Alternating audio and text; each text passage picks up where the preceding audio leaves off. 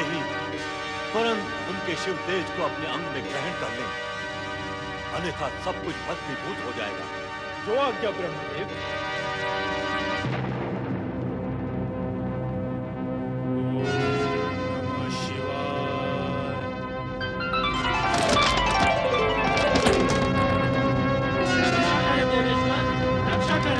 तारकासुर के कारण कष्टों का अंत नहीं है पंडित।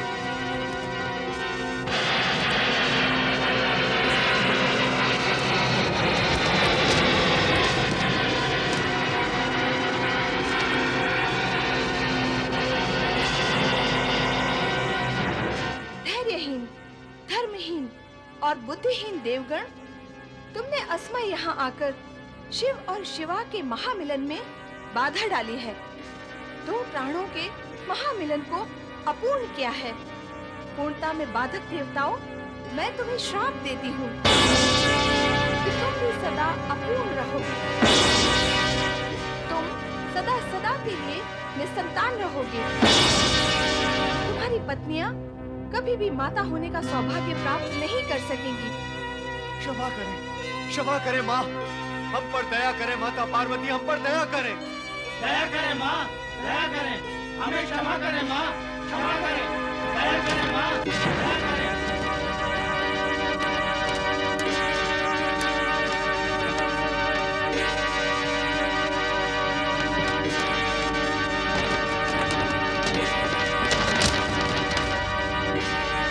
मैं आग से जल रहा हूँ ब्रह्मदेव। ये आग की पीड़ा मुझसे सहन नहीं होती है श्री हरि विष्णु जी। मेरा तन जल रहा है, मुझे बचाइए देव ऋषि। गंगा जी की शरण ले लो अग्निदेव, यही बुद्धिमानी है।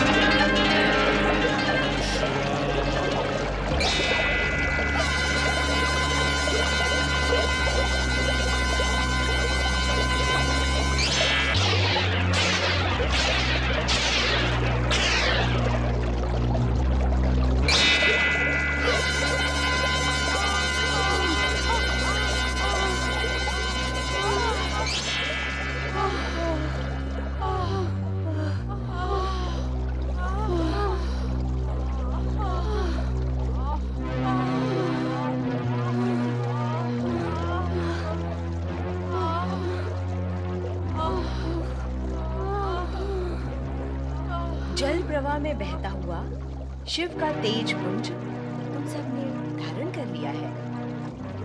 अब इस पीड़ा और संकट का निवारण केवल शिव आराधना ही है। आओ तट पर बैठकर पंचाक्षरी मंत्र का जाप करें। शिव सदा मंगल ही करेंगे।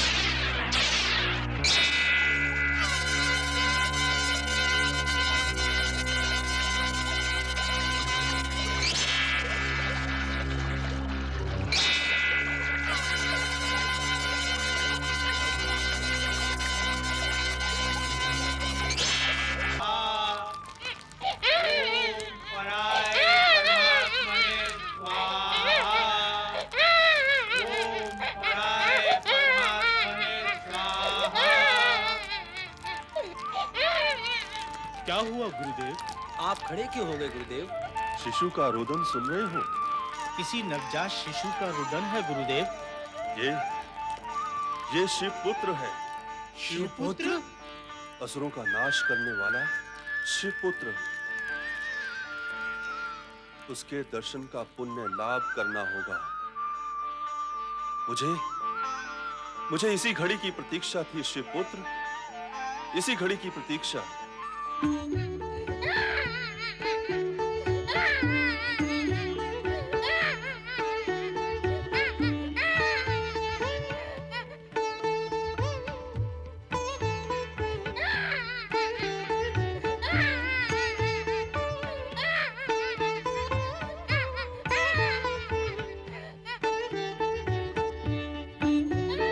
शिवपुत्र, शिवपुत्र, शिवपुत्र।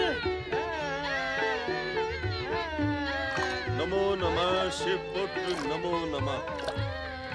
हे शिव तेज पुत्र, नमो नमः। महर्षि विश्वामित्र, सिकंद नाम शक्ति पुंज, नमो नमः। हे शिव पुत्र, शिव के तेज से उत्पन्न होने के कारण आप में वो सभी शक्तियां विद्यमान हैं जो भगवान शिव में है। तारकासुर जैसे अत्याचारी का संहार करने के लिए ही आप इस धरती पर प्रकट हुए हैं। हे शक्ति पुंज, कृपा कर मुझे वो ज्ञान एवं शक्ति प्रदान करें जिसके लिए मैं अनंत समय से प्रयत्नशील होने के उपरांत भी वंचित हूं। कृपा करें ऐ कृपा निधान, दया करें ऐ दया निधान, कृपा करें। महर्षि विश्वामित्र, ज्ञान और शक्ति आप में समा गई है। आप राजर्षि से महर्षि बन चुके हैं। अब मैं आपको ब्रह्म ऋषि बनने का वरदान देता हूँ। शिव कृपा से आपके हृदय में धर्म ज्ञान प्रकट होगा। आपका स्थान ब्रह्म ऋषि में श्रेष्ठ होगा।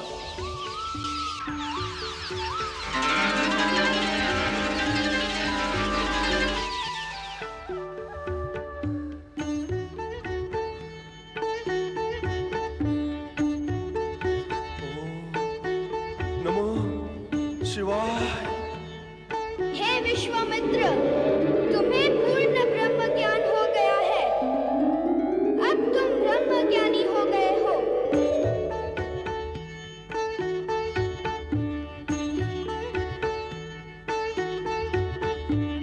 ओम नमो शिवाय। दुखी जन का रुदन दूर करने के लिए तो आप प्रकट हुए हैं और स्वयं रुदन कर रहे हैं। आपकी लीला का प्रयोग मुझ पर क्यों भगवान, जगत पर करें।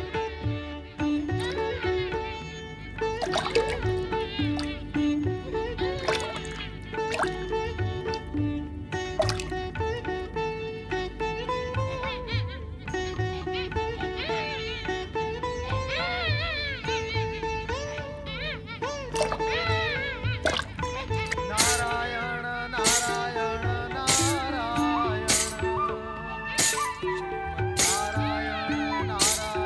नारायण।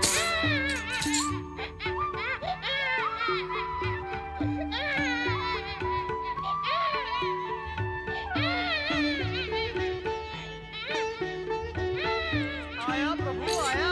नारद, तुम्हें नीचे पृथ्वी की ओर नहीं और ऊपर आकाश की ओर जाना है। इस समय शिव पुत्र को तुम्हारी नहीं, नक्षत्र लोक में स्थित उन 6 माताओं की आवश्यकता है जो शिशु का पालन कर सके। 6 माताएं? हाँ, 6 कृतिकाएं जिनके द्वारा इस शिशु का जन्म हुआ है। प्रभाकृति, आभाकृति, तेजाकृति, भव्याकृति, शोभाकृति और सुकृति। तुम नक्षत्र लोक जाकर इन कृतिकाओं को इस शिशु के विषय में सूचित कर दो। यही शिव इच्छा है। शिव इच्छा अर्थात सदिच्छा। और नारद का तो कर्म ही है सदिच्छाओं की सूचनाएं देना। नारायण नारायण।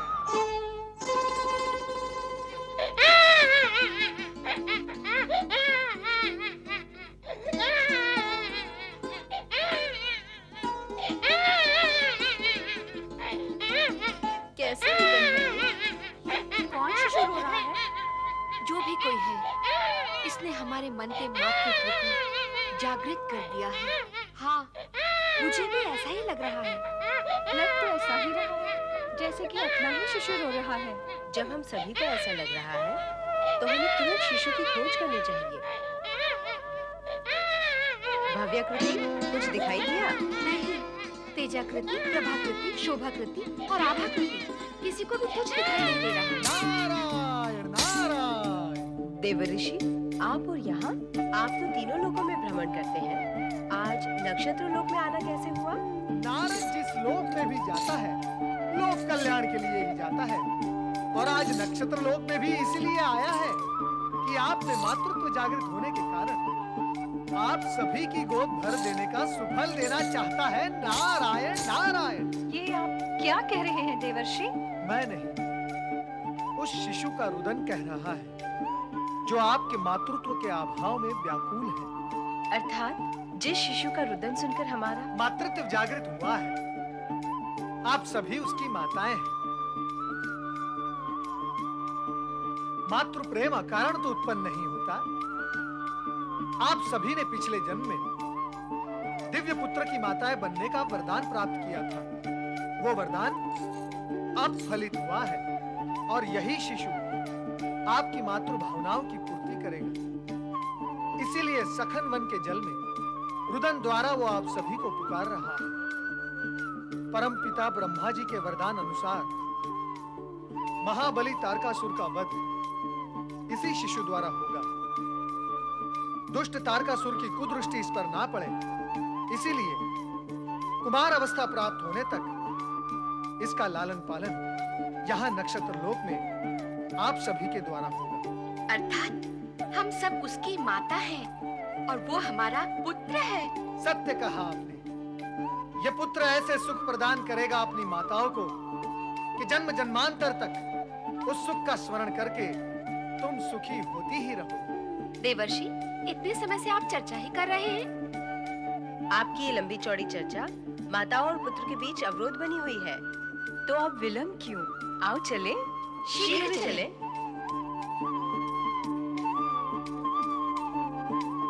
माता का हृदय कब और कैसे बनाया है प्रभु? क्या आपने मन की करुणा और माता के हृदय की ममता के मेल से बनाया है? देखा ना, पुत्र का नाम सुनते ही कैसी सबके सब भाग गई अपने पुत्र कार्तिकेय के पास।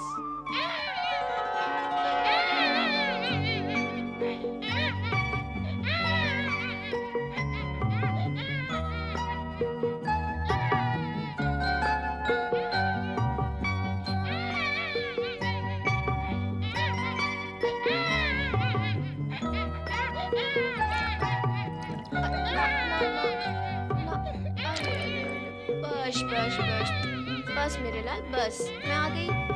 चुप हो जा मेरे लाल, चुप हो जा। ला, मुझे भी दे। अरे क्या दशा हुई है रोते रोते। अरे अरे देखो तो, इसका चेहरा कितना कुम्हला गया है। ला, मुझे भी तो दे। तुझे क्यों, मुझे क्यों नहीं? और तुझे ही क्यों? मैं भी तो इसकी माँ हूँ। तो मैं भी तो इसकी माँ हूँ। क्यों? शिशु भी अपना रुदन रोककर ये देख और ये सोच रहा है कि ये मेरी कैसी माताएं हैं जो मेरे समीप आने के लिए अपने आप में भेदभाव करके एक दूसरे से दूर जा रही है। विचार करो देवियों, विचार करो। नारायण नारायण। मेरा लाल, नहीं नहीं नहीं। आज से हम सब मिलकर इस शिशु का पालन पोषण करेंगे। नक्षत्र लोक ले जाकर? हाँ देवऋषि, हमारा वास्तव वही है।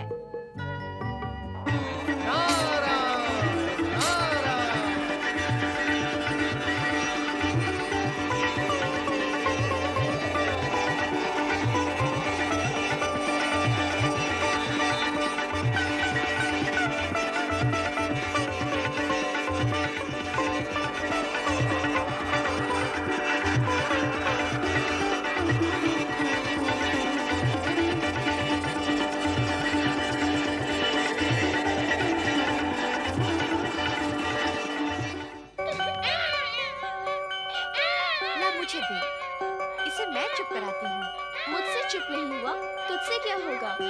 ज्यादा चतुर है चुप कराने में। ओफो, तुम्हारी विवाद करने से वो चुप नहीं होगा और अधिक रोएगा। लाओ मुझे दो। सुन लो इसकी बात। इसकी नहीं सुनेगी, उसकी नहीं सुनेगी, तो क्या शिशु का रोना ही सुनती रहेगी? ये क्या बात हुई? शिशु के हित के लिए विवाद हो रहा है और शिशु का ही अहित हो रहा है। 5 वर्ष 6 बच्चे हो तो एक माता उन्हें संभाल लेती है, पर यहाँ एक बच्चे को 6 माताएं नहीं संभाल पा रही हैं। हाँ, 6 बच्चे होते तो हम सभी बराबर प्यार कर सकती थी।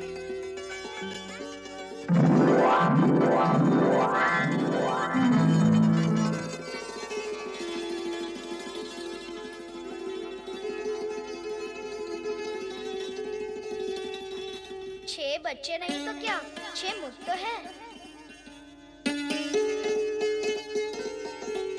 सखियों, हमारे इस पुत्र का नाम क्या है? कार्तिकेय। कार्तिकेय? आप सभी मेरी माताएं हैं, 6 माताएं। कृतिकाओं का पुत्र होने के कारण मैं कार्तिकेय हुआ। कार्तिकेय? हमारा पुत्र कुमार कार्तिकेय, हमारा पुत्र कुमार कार्तिकेय, हमारा पुत्र कुमार कार्तिकेय। चल मेरे घोड़े, टिक टिक टिक। चल मेरे हाथी। थम थम थम। तो मयूर की सवारी में बैठना है। हाँ हाँ, बैठ जाना मयूर की सवारी पर। तू बहुत बड़ा हो गया मेरा राजा बेटा। राजा बेटा? तो फिर बना दो मुझे राजा बेटा। हाँ हाँ, बना देंगे तुझे राजा। पुत्र कार्तिकेय को राजा जैसा अभी सजा देते हैं। हाँ, अभी सजा देते हैं। ये रहा तेरे सिर का मुकुट। हाथ में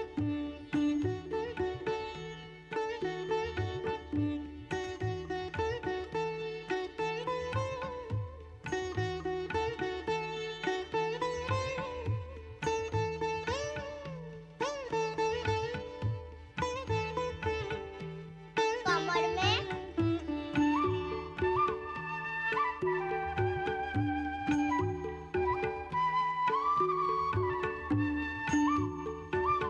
बस हो गया सजाना। हाँ हाँ, हो गया। हमें लगता है अपना दूल्हा राजा।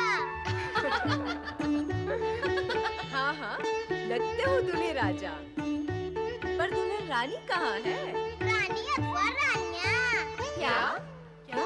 मेरी 6 माताएं हैं, मेरे 6 मुख हैं, फिर दुल्हन रानियाँ भी तो 6 चाहिए। नहीं कार्तिकेय, दुल्हन रानी तो एक ही होती है। माता भी तो एक ही होती है।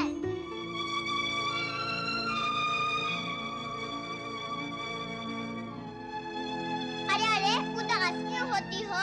6 माता के आंगन में एक पुत्र तो है, पर उस माता के मन की क्या दशा होती होगी जिसको एक भी पुत्र नहीं। प्रणाम माता।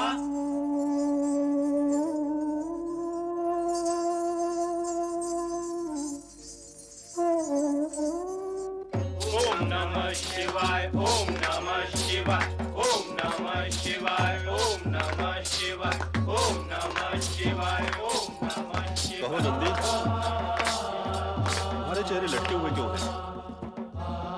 सब कुशल तो है? आप तो अंतर्यामी हैं, सब कुछ जानते हैं। मुझसे माता पार्वती की उदासी देखी नहीं जाती। आप कुछ उपाय करें भगवान।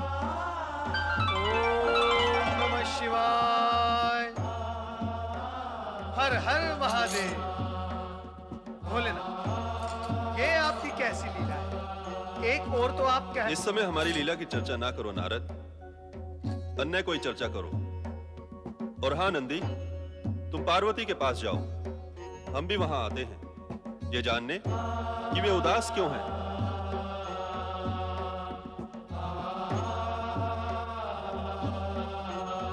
भोलेनाथ, नंदी तो गए, अब आप मुझे ये बताएं कि आपने मुझे चुप क्यों किया? तुम शिवपुत्र की चर्चा करने वाले थे, पर हम नहीं चाहते कि इस समय पार्वती को इस विषय में कुछ पता चले। अभी वो समय नहीं आया है। समय आने पर हम स्वयं पार्वती को सारी स्थिति से परिचित कर देंगे। आपकी लीला आप ही जाने। हर हर महादेव। नारायण नारायण। शिव पत्नी पार्वती पुत्र वियोग में व्याकुल है और उधर शिवपुत्र नक्षत्रलोक में न जाने क्या कर रहे होंगे। और हाँ, शोणितपुर में तारकासुर क्या कर रहे हैं ये देखना भी अत्यंत आवश्यक है नारद। चलो नारद, शोणितपुर। दानवराज महाबली तारकासुर की जय हो। शोणितपुर के अधिपति महाबली तारकासुर की जय। ऐसे नहीं, बोलो असुर सम्राट त्रिलोक विजयी तारकासुर की। अरे बोलो बोलो। कार्तिकेय की जय बोलकर क्यों हमारा अपमान करने पर तुले हुए हो? स्वर्ग से पतित होने के पश्चात जय योग कहां रहा तुम्हारा महाबली तारकासुर? महाबली, आप और हम स्वर्ग से पतित हुए हैं, अपने लक्ष्य से पतित नहीं हुए। हम उन कायर देवताओं को पराजित कर पुनः स्वर्ग पर अपना अधिकार कर लेंगे। नारायण नारायण। तो यहाँ स्वर्ग पर पुनः आक्रमण करने की योजना बन रही है। हाँ नारद जी, अब यही एकमात्र उपाय है जो हमारे महाराज को संतुष्ट कर सकता है। सावधान प्रलंबासुर, सावधान। परमपिता ब्रह्मा जी की इच्छा के विरुद्ध आचरण कर यदि आपने स्वर्गलोक पर आक्रमण करने की कुचेष्टा की तो ये स्मरण रहे कि आपका अंत समय से पूर्व ही निश्चित हो जाएगा। सुना आपने मेरे वीरों? ये चोटी वाला नारद जो देवताओं का गुप्तचर, दूत और न जाने क्या क्या है, हमें नष्ट करने की कामना कर रहा है। क्यों न ऐसे दुष्ट को हम ही नष्ट कर दें। मेघासुर, प्रलंबासुर, इसकी चोटी पकड़कर इसके सिर को धड़ से अलग कर दो। नारायण नारायण। मेघासुर, नारद की चोटी में विद्युत तरंग है, हाथ लगाओगे तो झटका लगेगा। नारायण नारायण। तुम दोनों दुष्टों को नारद तक पहुंचने के लिए अनेक अनेक जन्म लेकर पुण्य संचित करना होगा। नारायण नारायण। हम तुझे नहीं छोड़ेंगे नारद। छोड़ोगे तो तब न जब मुझे पकड़ोगे दुष्ट, और वो तुमसे संभव नहीं। विधाता ने इस जगत में अनेक विषैले कीड़े मकोड़े बनाए, उसी समय तुम जैसे मानव आकृति वाले दुष्ट जीव भी उत्पन्न कर दिए। नारद, नारायण नारायण।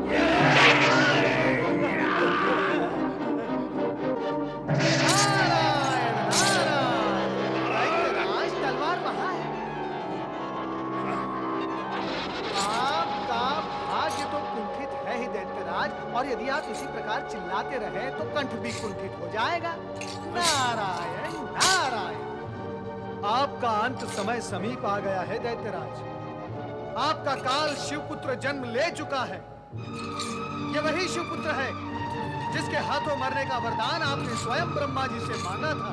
नारायण नारायण। तेरा काल शिवपुत्र जन्म ले चुका है। तेरा काल शिवपुत्र जन्म ले चुका है।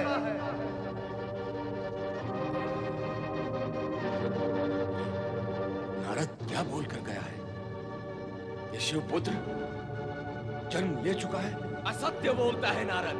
नहीं, नारद कटु बोलता है, अधिक बोलता है, कभी कभी न बोलने वाले शब्द भी बोलता है, परंतु असत्य कभी नहीं बोलता। फिर भी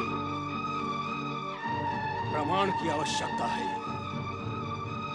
मेघासुर, प्रलंबासुर, आज्ञा करें महाबली। कैलाश जाकर गुप्त रूप से पता लगाओ कि शिवपुत्र ने कब जन्म लिया है और वो किस स्थिति में है। यदि सामने पड़ जाए तो तुरंत उसे वहीं समाप्त कर दो। महाबली की आज्ञा का पालन होगा। अब हमारा केवल एक ही लक्ष्य है, शिवपुत्र का विनाश। ओम नमः शिवाय। प्रलंबासुर, वो देखो, वो रहा कैलाश। हाँ, चलो चलते हैं, परंतु सावधान, हमें कोई देख ना ले।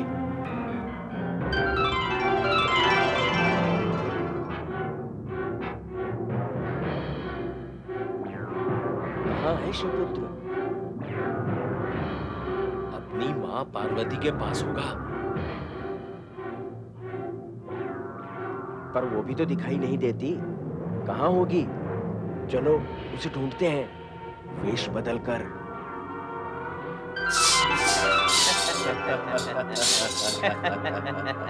शिव का तेज बिंदु मुझे मिल गया होता, आज मेरी गोद में एक पुत्र खेलता होता।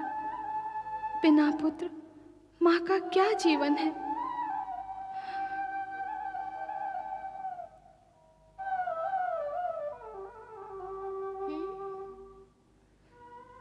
क्या हुआ देवी? श्रीमुख कुम्हलाया हुआ क्यों है? कुछ बताओ तो। क्या बताऊं और कैसे बताऊं? जगत में हर पत्नी की इच्छा होती है कि वो माता का सम्मान प्राप्त करे, किंतु देवताओं की दुष्टता के कारण मुझे पुत्र की प्राप्ति हुई नहीं है, और भोलेनाथ को चिंता ही नहीं है। चिंता न सही, ज्ञान तो है। वे सर्वज्ञ है, क्या तुम्हारे मन की बात नहीं जानते होंगे? वो अवश्य तुम्हारी इच्छा पूर्ण करके माँ का सम्मान और गौरव प्रदान करेंगे।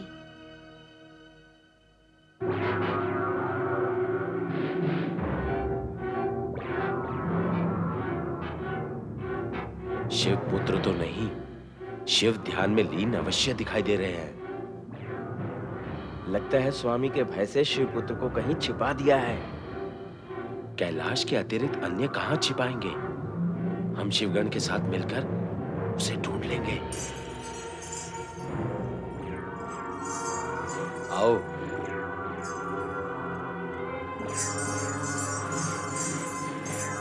ये अघोरी कौन है? कहां से आए हैं? ओम नमः शिवाय।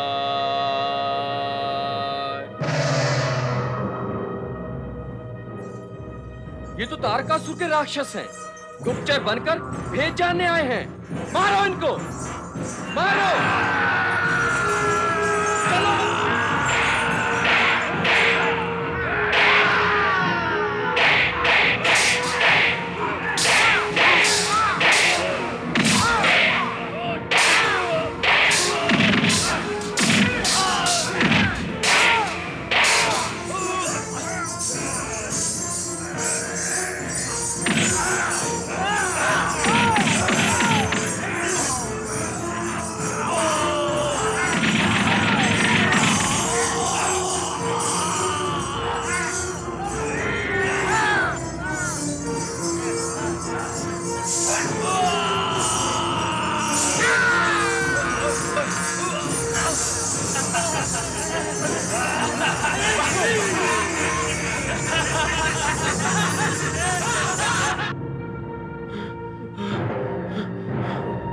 मेघासुर, यदि हम आज भागने में सफल न होते तो निश्चित ही शिवगुणों के हाथों मारे जाते।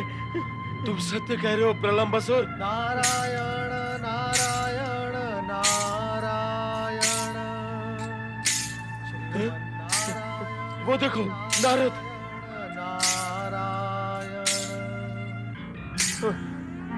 इसलिए स्वामी को शिवपुत्र होने की असत्य सूचना दी थी। उसी सूचना के आधार पर हम वहां गए थे और शिवपुत्र के हाथों पीटे गए। चलो उसे पकड़ते हैं, चलो। इस बार हम तुम्हें नहीं छोड़ेंगे नारद। इन दुर्बुद्धि असुरों को यदि ये भ्रम रहा कि शिवपुत्र का जन्म ही नहीं हुआ है, तो ये निर्भय होकर अधिक उद्दंड हो जाएंगे। इन्हें भयभीत करके इनकी उद्दंडता और मनोबल को तोड़ना होगा नारद। सोच क्या रहे हो नारद? नारायण नारायण। बताओ, तुमने असत्य क्यों बोला था? असत्य? नारायण नारायण। यदि तुमने सत्य कहा होता तो कैलाश पर कहीं न कहीं तो हमें शिवपुत्र अवश्य दिखाई देता। यही तो दुविधा है। कहाँ है दुविधा? यही पर है दुविधा, जहां तुम्हारी बुद्धि ठहरी हुई है। अरे बुद्धि के शत्रुओं, यदि तुम्हें भगवान शिव की लीलाएं समझ में आती तो तुम ये मार क्यों खाते? स्पष्ट कहो नारद, जो कहना है। तुम दोनों भी स्पष्ट सुनो और करो जो करना है। भगवान शिव की लीला को समझो। शिव पुत्र कैलाश में है ही नहीं। तो कहाँ है शिवपुत्र? नारायण नारायण, नक्षत्र लोक में, कृतिकाओं के पास, जहां तुम और तुम्हारी अशुभ छाया पहुंच ही नहीं सकती, वहां पर है। नारायण नारायण। तो हमें नक्षत्र लोक ही जाना होगा। हाँ, शिव पुत्र को समाप्त करके ही हम स्वामी को अपना मुख दिखा सकेंगे। तो चलो चलो। मैं यहाँ हूँ। कहाँ हो? मैं यहाँ कहाँ हो? कार्तिकेय, यहाँ कहाँ हो?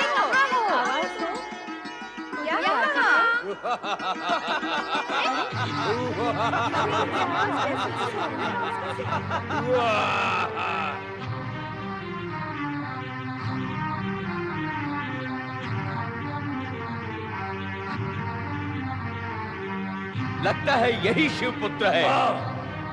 हाँ, हे देवियों, इस शिवपुत्र को हमें सौंप दो। हम इसे महाबली तारकासुर के पास शोणितपुर ले जाएंगे। नहीं, हम इसे नहीं देंगे। ये हमारी सुरक्षा में है। मैं कहता हूँ सीधी तरह से हट जाओ, नहीं तो हम तुम्हें बलपूर्वक हटा देंगे। ठहरो, सावधान। मेरे होते हुए यदि मेरी माताओं को हाथ लगाया तो माताएं, आप सब दूर खड़ी रहकर देखिए कि मैं इन दोनों को कैसे आग में चोली का खेल खिलाता हूँ। हम खेल खेलने नहीं, तुझे मारने आए हैं। तू हमारे स्वामी महाबली तारकासुर को समाप्त करेगा, उससे पहले हम तुझे समाप्त कर देंगे। तो कर दो समाप्त।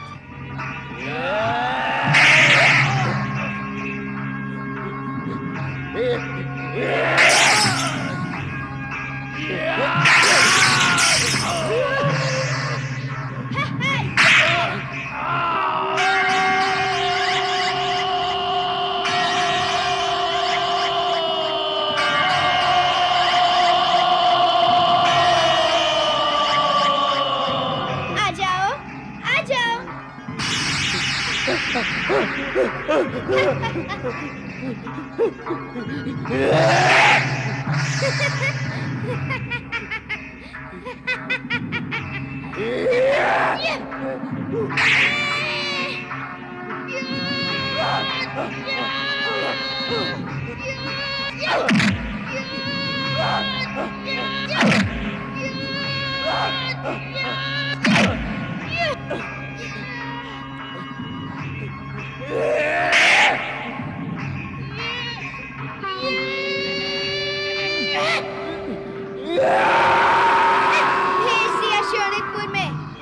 हमारे पुत्र कार्तिकेय की जय हो। ये अवश्य तारकासुर का वध करेगा। माताएं, आप सबका आशीर्वाद ही मेरी शक्ति है। धन्य हो पुत्र, धन्य हो।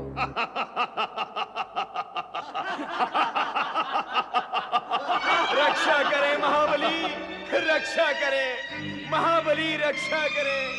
अनर्थ हो गया महाबली, अनर्थ हो गया। मेघासुर, मेघासुर मारा गया महाबली। कैसे मारा गया? किसने मारा उसे? महाबली, शिवपुत्र की खोज में मैं और मेघासुर कैलाश गए, वहां वो नहीं मिला। वहां शिवगण ने हम दोनों को बहुत पीटा। वहां से भागे तो पुनः आकाश मार्ग में नारद जी मिले। उन्होंने हमें बताया कि शिवपुत्र नक्षत्र लोक में है। वहां गए तो हमने शिवपुत्र को समाप्त करने का प्रयत्न किया। अरे पर क्या? आगे बोलो। उस छोटे से बालक ने मुझे और मेघासुर को अपनी लातों के प्रहार से हवा में उछाल दिया और मेघासुर लुढ़कता हुआ पर्वत शिखर से टकराकर खाई में जा गिरा और उसका प्राणांत हो गया। और मैं जैसे तैसे अपने प्राण बचाकर यहाँ आया हूँ। हाँ, हम स्वयं जाएंगे नक्षत्र लोक शिव पुत्र का वध करने।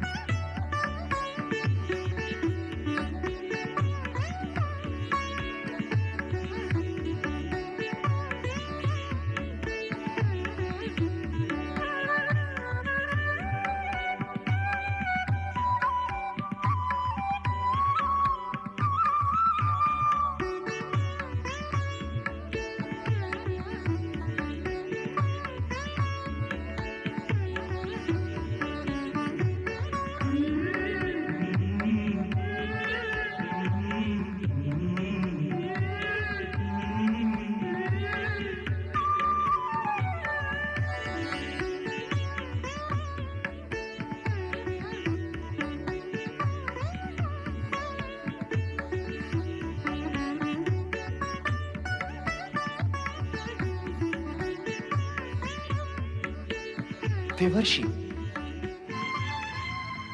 देवर्षि। नारायण नारायण। सावधान देवराज इंद्र, सावधान। यदि आप इसी प्रकार नृत्य और गान में मग्न रहे तो ये स्मरण रहे कि हाथ में आया हुआ ये इंद्रासन पुनः हाथ से निकल जाएगा।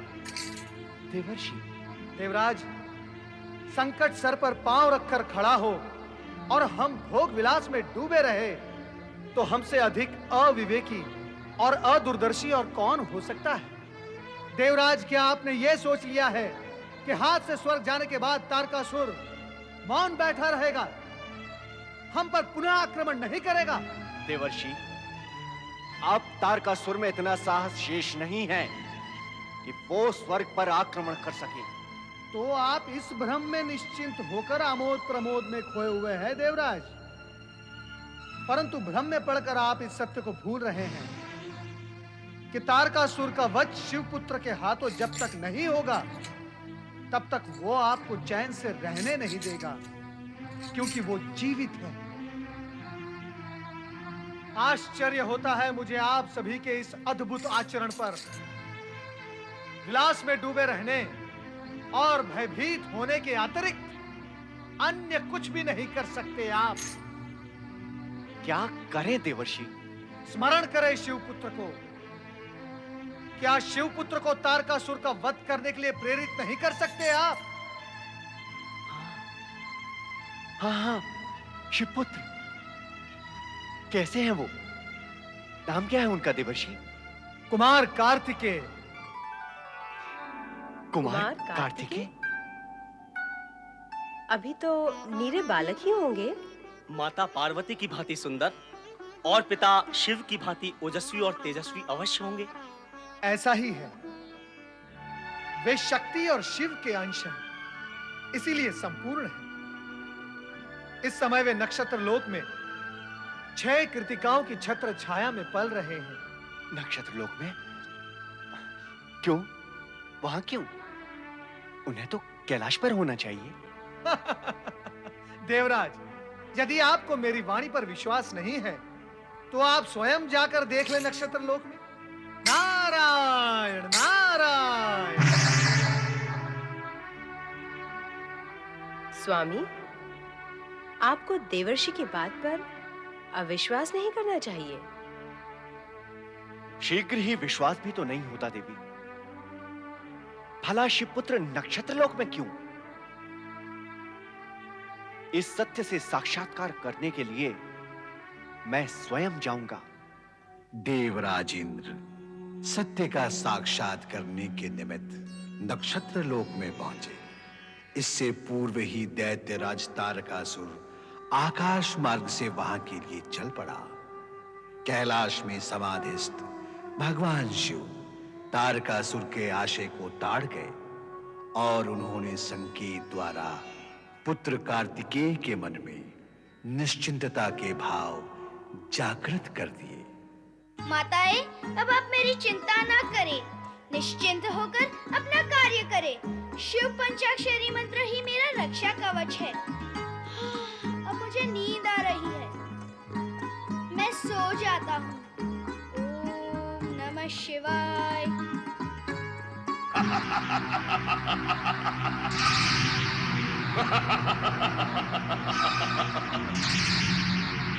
कहाँ है शिवपुत्र जिसने हमारे सेनापति को मृत्यु के घाट उतारा है? कहाँ है शिवपुत्र? कहाँ है वो शिवपुत्र? वो शिव के रक्षा कवच में सोया हुआ है। यही है वो शिवपुत्र, यही है।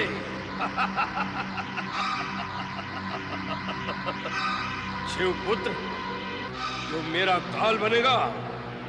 नहीं, मैं पासा ही पलट देता हूं। मैं इसका काल बन जाता हूं।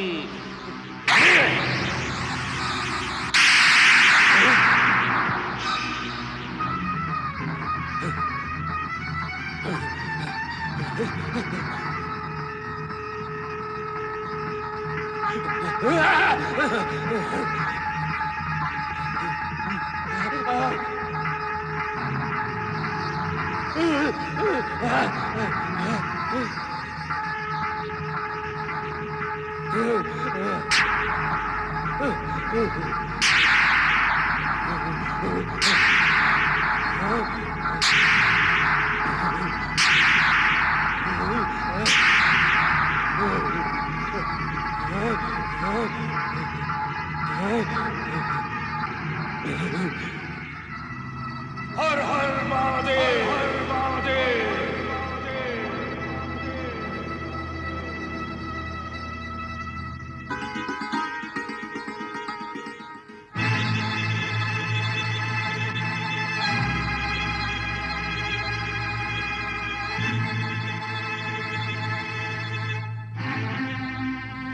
कौन है आप? कहाँ से आए? यहाँ किस लिए आए? हम स्वर्गाधिपति इंद्र हैं, स्वर्गलोक से आए हैं। शिव पुत्र को देखना चाहते हैं। शिव पुत्र का जन्म क्या देवताओं के देखने के लिए हुआ है? कहा और माना तो यही जाता है कि शिव पुत्र का जन्म देवताओं के कल्याण के लिए हुआ है। परंतु यदि तुम शिव पुत्र हो तो कैलाश पर न होकर इस नक्षत्र लोक में क्यों हो? देवर्षि नारद की बात पर विश्वास नहीं होता। देवर्षि नारद के वचनों पर अविश्वास करने वाला स्वयं भी विश्वास योग्य नहीं हो सकता। बालक अपनी सीमा का उल्लंघन ना करो। वह कार्य तो आप कर चुके हैं, तभी तो नक्षत्र लोक में आ सके हैं। दूसरों को शिक्षा देने वाला स्वयं अशिक्षित क्या है? तुम्हारी वाणी में ज्वाला है। यही तो प्रमाण है मेरे शिव पुत्र होने का। हम ये प्रमाण नहीं मानते। तो लौट जाओ अपने स्वर्ग में। किसने बुलाया था आपको प्रमाण प्रस्तुत करने के लिए? चला जाऊंगा। पहले तुम्हें सुदंडता का दंड तो दे दूं। ओम नमः शिवाय।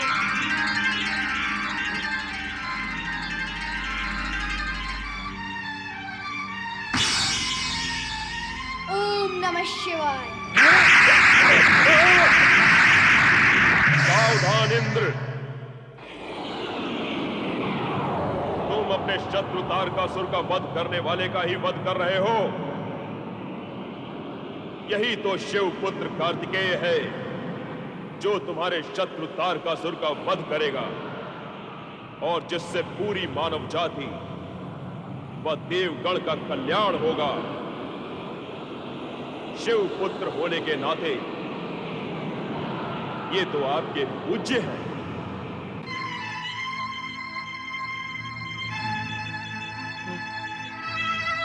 क्षमा करें कुमार कार्तिकेय, मुझे क्षमा करें। ब्रह्मवश मुझसे अपराध हुआ है। कार्तिकेय से क्षमा याचना करने के पश्चात इंद्र के संदेह का समाधान हो गया।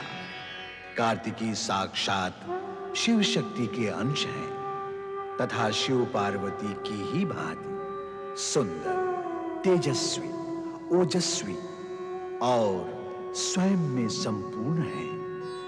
देव और जन कल्याण के लिए जिनका जन्म हुआ, जो सुखदाता है, किंतु माता पार्वती इस सत्य से अनभिज्ञ है कि इस जगत में उनके यशस्वी पुत्र का जन्म हो चुका है। ओम नमः शिवाय, ओम नमः शिवाय। भगवान भोलेनाथ शिव शंकर की जय। भगवान शिव शंकर और माता पार्वती की ओम नमः शिवाय, ओम नमः शिवाय, ओम नमः शिवाय, ओम नमः शिवाय, ओम नमः शिवाय, ओम नमः शिवाय, ओम नमः शिवाय, ओम नमः शिवाय, ओम नमः शिवाय।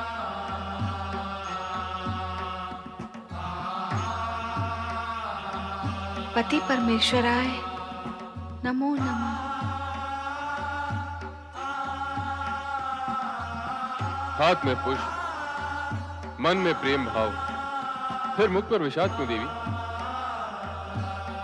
मैं स्वस्थ हूँ स्वामी। एक शुभ समाचार सुनो और स्वस्थ हो जाओगी। कैसा समाचार स्वामी?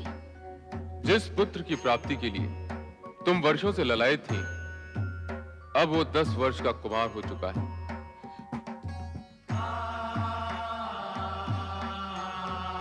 मेरा पुत्र? मेरा? हाँ देवी, तुम्हारा पुत्र, जो 10 वर्ष पूर्व अपनी माँ बस स्वामी बस। प्रतिकूल परिस्थितियों में मेरे पुत्र ने जन्म लिया, जिसका मुझे ज्ञान नहीं रहा। किंतु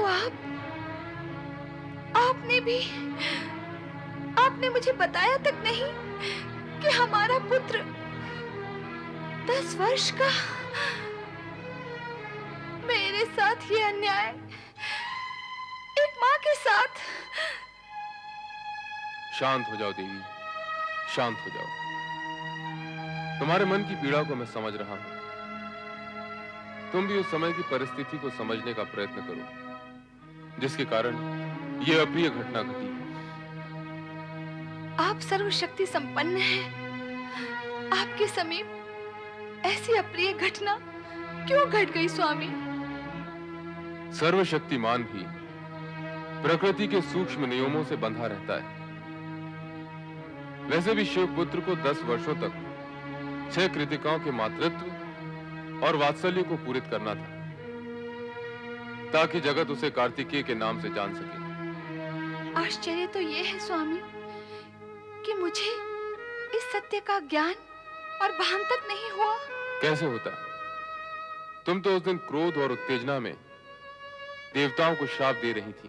किंतु इस घटना से पूर्व जब मैं कैलाश भवन से बाहर आया, तो अग्निदेव ने कबूतर का रूप धारण कर शिवतेज की ज्वाला को ग्रहण तो कर लिया, किंतु उसे सहन नहीं कर पाए और गंगा के शीतल जल में पहुंचकर ज्वाला से मुक्ति पाई।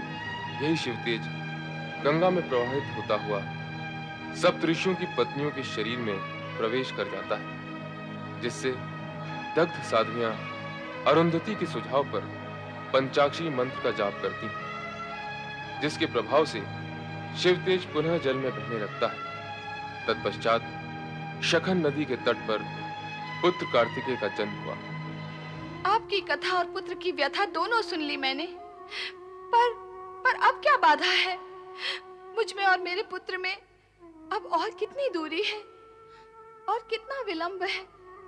कब होगा माता और पुत्र का मिलन? शीघ्र होगा देवी, प्रतीक्षा का समय पूर्ण हुआ। प्रतीक्षा भी आपने ही की है, मुझे तो उसका अवसर ही नहीं दिया आपने। बताइए कब मिलेगा मुझे मेरा पुत्र? अब तो उसके बिना एक एक पल भारी हो रहा है।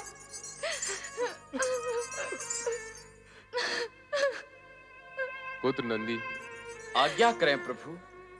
गणों को लेकर तुरंत नक्षत्र लोक जाओ। कृतिकाओं को हमारा संदेश देना और कुमार कार्तिकेय को शीघ्र लेकर आओ। आपकी आज्ञा का पालन होगा स्वामी।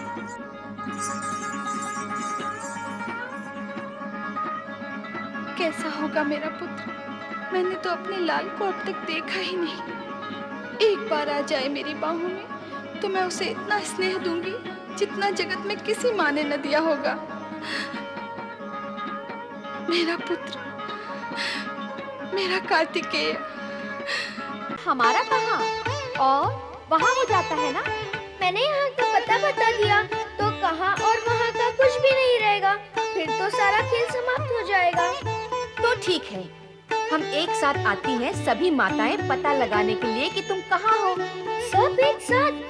अरे नहीं नहीं, फिर तो मैं पकड़ा जाऊंगा। अरे कुछ दया करो इस बालक पर। दया? किस बात की दया? दया नहीं तो विचार ही सही। विचार करो। ठीक है, तो सबसे पहले मैं आती हूँ तुम्हें पकड़ने के लिए। अवश्य आओ, पर एक बात का ध्यान रहे, तुम सब बड़ी हो, माता हो और मुझसे अधिक चतुर हो, इसीलिए मुझे भी तनिक सी चतुराई का अवसर देना होगा। मैं तो एक नन्हा बालक हूँ ना। कैसी चतुराई? जब माता सुकृति मुझे पकड़ने आएंगी, तब शेष पांचों माताओं को अपनी अपनी आंखें बंद रखनी होगी, मुख भी बंद रखना होगा। जब मैं कहूँगा तभी अपनी आंखें और मुख खोलना होगा। हमें स्वीकार है। मैं अभी पकड़ती हूँ तुम्हें।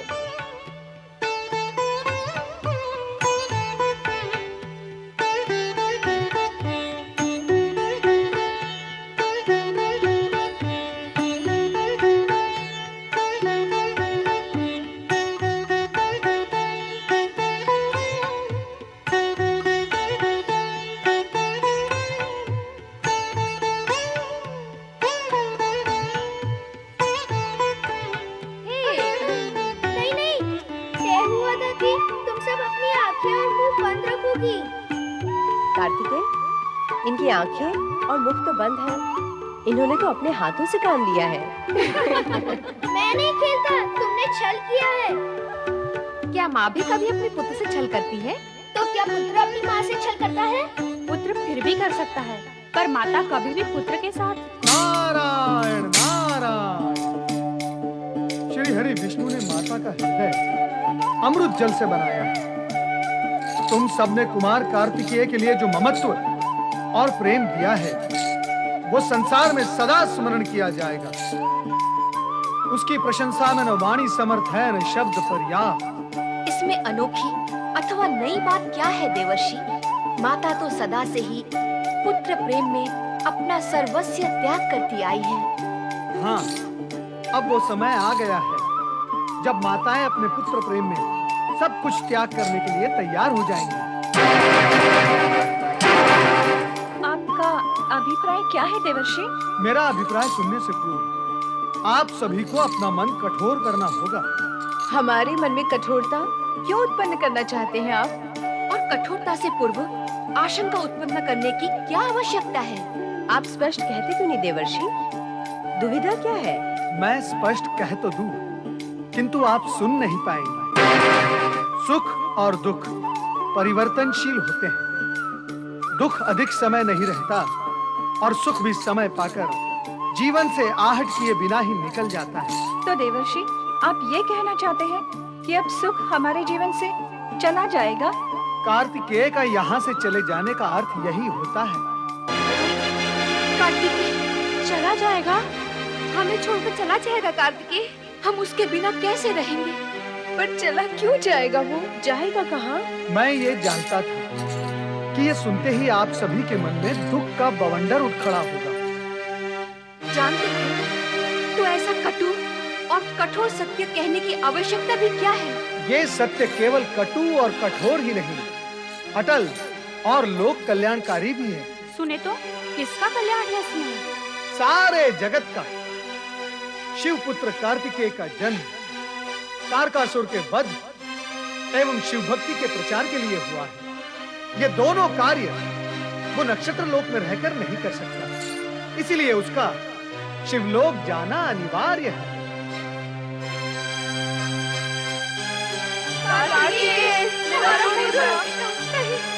हम कार्तिकेय के बिना नहीं रह सकते। नहीं, हम कार्तिकेय को कहीं नहीं जाने देंगे।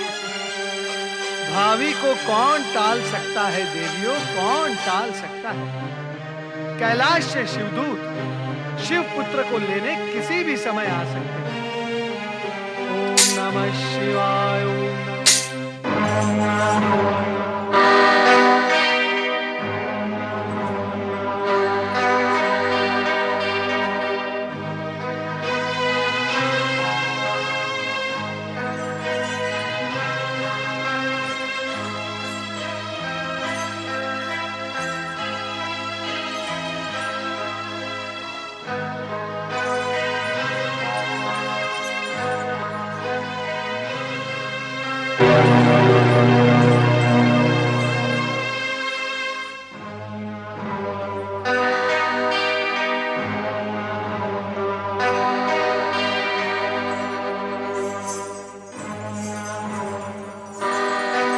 नक्षत्र लोक तो इसी ओर था, किंतु यहाँ तो कुछ भी दिखाई नहीं दे रहा। लगता है मूल स्थान से बहुत दूर निकल आए हैं। चलकर उस ओर देखना चाहिए। चलो। नारायण नारायण नारायण नारायण नारायण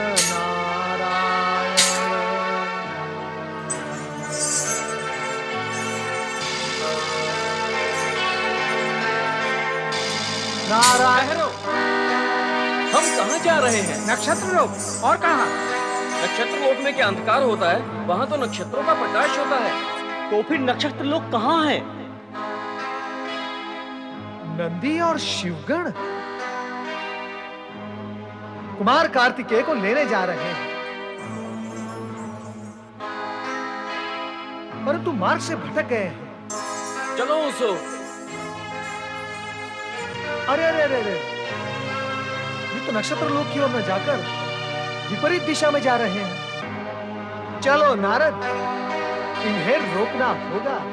हमने नक्षत्र लोक की सारी जगमगाहट लोप कर दी है, फिर भी नंदी और शिवगण इसे खोज रहे हैं। मेरा मन तो आशंकित है कि कहीं देवर्षि की वाणी सत्य सिद्ध हो जाए। नहीं नहीं, हम ऐसा नहीं बोले। लगता है किसी मायावी ने माया का प्रसार किया। नारायण नारायण। नंदी महाराज, ये माया किसी मायावी की नहीं है, ये माया माताओं की है। पुत्र प्रेम में डूबी हुई माता किसी मायावी से कम नहीं होती। देवऋषि, आप यहाँ इस समय? नंदी महाराज, नारद के लिए समय, स्थान, मानव, दानव कोई बाधक नहीं बन सकता। पर देवऋषि, हम इस समय बाधा में पड़े हुए हैं। नंदी, तुम जिस उद्देश्य को लेकर नक्षत्र लोक पहुंचना चाहते हो, उसके समाचार मात्र से वहां शोक व्याप्त हो गया है। नक्षत्र लोक की 6 माताएं व्याकुल अपने पुत्र वियोग को सहन करने की मनस्थिति में नहीं है। इन 6 माताओं ने 10 वर्षों तक कार्तिकेय को अपने पुत्र के भांति पाला, पोसा, प्रेम किया है, और यकायक उस पुत्र को तुम्हें सौंपने में उन्हें कितनी पीड़ा होगी। नंदी, इसलिए उन 6 माताओं ने चारों ओर अंधकार कर दिया है, ताकि तुम वहां तक न पहुंच सको। हमें भगवान भोलेनाथ ने कुमार कार्तिकेय को ले आने की आज्ञा दी है। उनकी आज्ञा का पालन तो करना ही पड़ेगा। हमारा मार्गदर्शन करें देवऋषि। नारायण नारायण। मार्ग तो मैं बताऊंगा, परंतु सावधान। शिव आज्ञा पूर्ण करने के प्रयत्न में माता रूपी कृतिकाओं के मन को अपने कठोर व्यवहार से पीड़ित न करना। उन्होंने कार्तिकेय को छिपा दिया है। वो इतनी सरलता से कार्तिकेय को तुम्हें नहीं सौंपेंगे, परंतु तुम सहज रहना। ओम नमः शिवाय का जाप करते हुए आगे बढ़ो। मार्ग तुम्हें स्वयं दिखाई देगा। मैं आपके आदेश का पालन करूंगा देवऋषि। नारायण नारायण। ओम नमः शिवाय, ओम नमः शिवाय, ओम शिवाय ओम नमः शिवाय ओम नमः शिवाय ओम नमः शिवाय ओम नमः शिवाय ओम नमः शिवाय ओम नमः शिवाय ओम नमः शिवाय ओम नमः शिवाय ओम नमः शिवाय। कुमार कार्तिकेय की पालनहार माताओं, शिव भक्त नंदी और शिव गण का प्रणाम। आप सभी कुमार कार्तिकेय की धर्म माताएं हैं। मैं भी आपको माता का सम्मान देते हुए आपसे प्रार्थना करता हूँ कि भगवान शिव की आज्ञा से कुमार कार्तिकेय को लेने आया हूँ। नंदी महाराज, आप शिवाज्ञा के वश में हैं और हम पुत्र प्रेम के वश। हमारा क्या होगा? कुमार कार्तिकेय के बिना हम कैसे रह पाएंगे? हमारे विषय में भगवान शिव और आपने क्या सोचा? पूज्य माताओं, सोचने का कार्य तो वर्तमान स्थिति में आप ही को करना है। तारकासुर के अत्याचार से तीनों लोग त्राही माम पुकार रहे हैं। उसका वध केवल शिवपुत्र कुमार कार्तिकेय के हाथों ही हो सकता है। फिर माता पार्वती भी तो पुत्र वियोग में व्याकुल हैं। अर्थात हमें ही सबकी चिंता करनी होगी। हमारी चिंता कौन करेगा? सभी की चिंता करेंगे तो जगत में आपका मान बढ़ेगा। आप तो केवल 6 माता हैं। तारकासुर ने न जाने कितनी माताओं को निपुता कर डाला है। अब भी आपने विचार नहीं किया तो न जाने कितनी माताओं को निपुता कर डालेगा और कितने पुत्रों को अनाथ। एक के लिए अनेक का नहीं, अनेक के लिए एक का स्वार्थ बलि चढ़ाना लोक हित में होता है, लोक मान्य भी होता है। मेरा पुत्र, क्यों कुमार, तुम हमें छोड़कर चले जाओगे? हमारे प्रति तुम्हारा प्रेम समाप्त हो जाएगा? क्या हमें छोड़कर जाने में तुम्हारे मन में पीड़ा नहीं होगी? नंदी महाराज ने अभी अभी कहा तो है कि अनेक के लिए एक का त्याग जगत में प्रतिष्ठा पाता है, और मैं जा भी कह रहा हूँ। पुत्र क्या अपनी माता से दूर जाकर भी हृदय से दूर जा सकता है क्या? अरे बुद्धिमानों की तरह बातें करने लगा है तू। एक साथ 6 माताओं की शिक्षा, संस्कार और प्यार मिला है मुझे। कुमार, हम सभी माताएं तुझ पर अपनी सारी ममता न्योछावर कर देंगी, पर तुझे यहाँ से कहीं जाने नहीं देंगी। माँ सोचो तो, इस जगत में ऐसी कौन सी माता होगी जो जगत में व्याप, अनीति, अन्याय और अत्याचार को रोकने से अपने पुत्र को रोकेगी? हमारा पुत्र बुद्धिमान हो गया है, परमार्थ की बातें करता है। परमार्थ के लिए हमें स्वार्थ का त्याग करना ही होगा।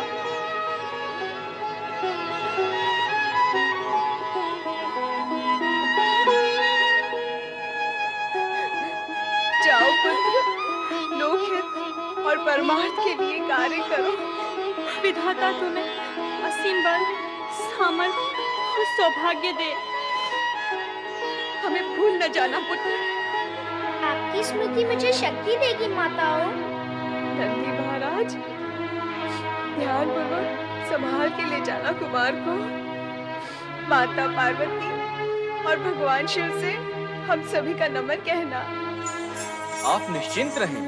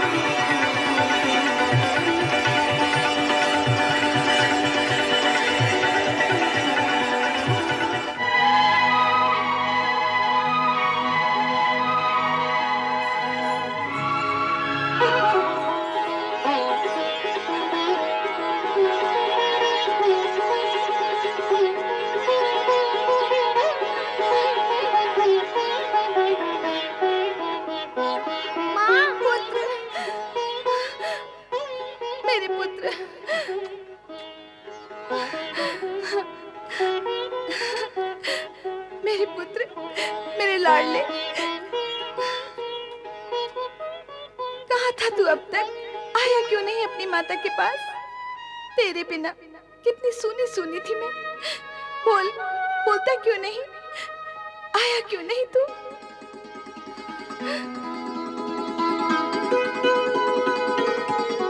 माता, मैं कैसे आता? तुम्हारी भांति उन 6 माताओं के प्रेम ने मुझे बांध रखा था। किंतु अब मैं तुझे नहीं जाने दूंगी। सदा सदा के लिए अपने ही पास रखूंगी। तो ये है शिवपुत्र। अभी जाकर महाबली को इसकी सूचना देता हूँ।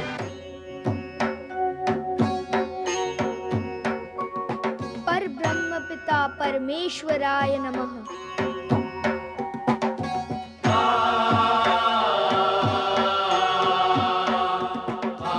देवी, तुम्हारे इस पुत्र का मूल नाम स्कंद है। तुम स्कंद माता हो। तुम इसे अपने दिव्य रूप का दर्शन कराओ।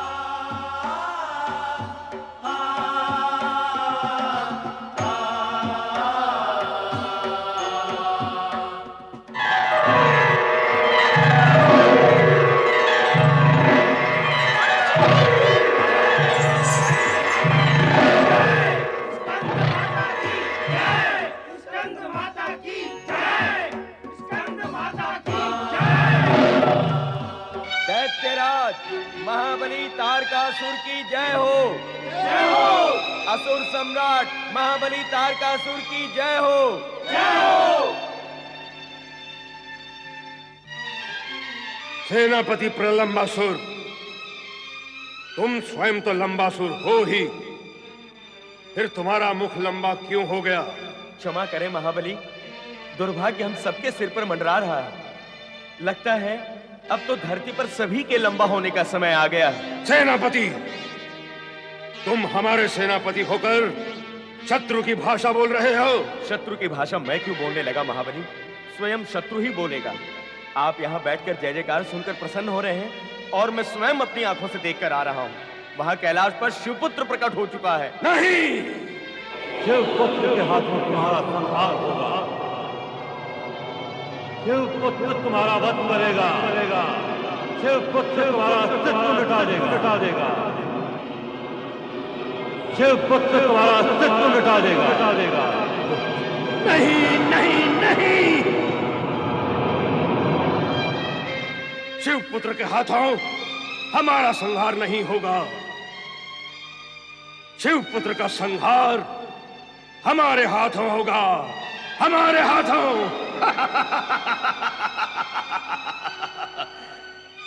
शिवपुत्र का वध हमारे हाथों होगा। सेनापति, आज्ञा करे महाबली। कैलाश पर आक्रमण करने की तैयारी करो। नारायण नारायण। कैलाश पर आक्रमण करने की भूल कदापि न करना दैत्यराज, अन्यथा तुम्हारे वंश का सर्वनाश हो जाएगा। जिसके पुत्र के हाथों तुम्हारी मृत्यु का योग लिखा है, उसी पर यदि आप आक्रमण करोगे तो आपकी दशा क्या होगी, इसका अनुमान आप स्वयं लगा सकते हैं। अनुमान लगाने जैसा घटिया काम तुम करो नारद। हम तो परिणाम तक पहुंचने के लिए निर्णय लेते हैं। नारायण नारायण। दैत्यराज, कभी कभी आप भी घटिया काम कर ही लिया करो, ताकि आयु बढ़ने के कष्ट से बचे रहोगे, है ना? नारद, तुम हमारे शत्रु और देवताओं के मित्र हो। महाबली तारकासुर, जिस दिन आप देवता बन जाओगे उसी दिन मैं आपका मित्र बन जाऊंगा। पर मैं ये जानता हूं कि वो दिन कभी नहीं आएगा। नारायण नारायण। कौन सा दिन? वही दिन जिस दिन आप ये समझोगे कि आक्रमण करने से रक्षा नहीं, विनाश ही विनाश होता है। नारद, तुम्हें शब्दों का जाल बुनना आता है, परंतु हमें शब्दों को समझने के लिए अपनी बुद्धि पर बल देना पड़ता है। नारायण नारायण। दैत्यराज, बल डाले नहीं, उन्हें निकाले। क्या कहते हो नारद? मैं सत्य ही कह रहा हूं। कभी कभी प्राणी की बुद्धि पर बल पड़ जाते हैं, उन्हें समय पर न निकाले जाएं तो जीवन बलहीन हो जाता है। दैत्यराज, शिवजी महाशक्ति के मूल केंद्र हैं। उनसे टकराने का एक ही अर्थ होता है स्वयं का विनाश। तो फिर मैं क्या करूं? शिवपुत्र द्वारा मेरा वध होगा तो मैं कहां जाऊं?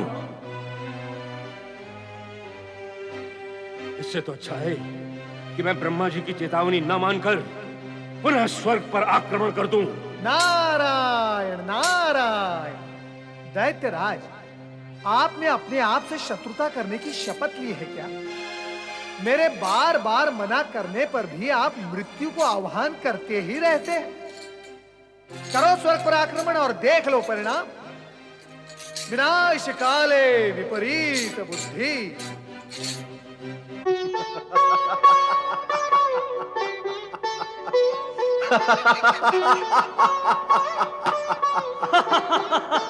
तारकासुर के अब सब तारे डूब जाएंगे। तारकासुर का अंत समय अब समीप आ गया है। हाँ, नंदी कुमार कार्तिकेय को लेकर कैलाश लौट आए हैं। माता पार्वती ने कुमार कार्तिकेय को स्कंद माता का रूप भी दिखा दिया है।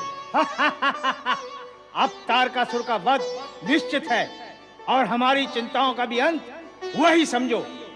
तो अब तारकासुर से सदा सदा के लिए हमें मुक्ति मिल जाएगी। हाँ, तत्पश्चात हमें स्वर्ग लोक से भागकर इधर उधर भटकना नहीं पड़ेगा। नारायण नारायण नारायण, श्रीमन नारायण नारायण नारायण। पधारे देवर्षि, आपका स्वागत है। कहिए, क्या समाचार हैं अन्य लोगों के? नारायण नारायण।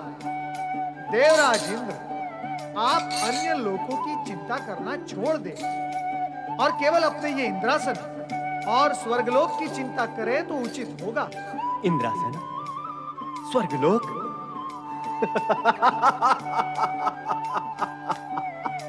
देवर्षि, अब हमें इस इंद्रलोक और इंद्रासन की चिंता करने की क्या आवश्यकता है? कुमार कार्तिकेय कैलाश आ चुके हैं।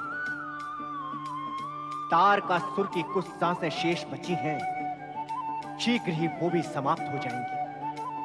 तत्पश्चात हमें चिंता करने की क्या आवश्यकता है? नारायण नारायण, यही सारी गड़बड़ होती है। वो कैसे देवर्षि?